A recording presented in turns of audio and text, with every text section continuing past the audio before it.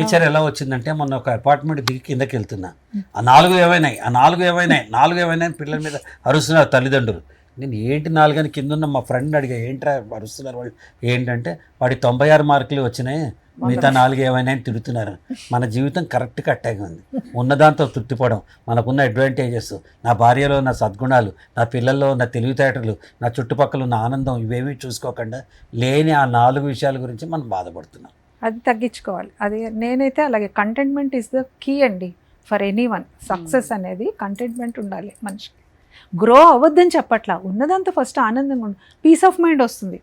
ఆ piece of మైండ్తో నువ్వు ఏదైనా వండర్స్ క్రియేట్ చేయొచ్చు రేపొద్దున. ఇప్పుడు మ్యారేజ్ అనేది పెద్ద నిర్ణయం అమ్మా.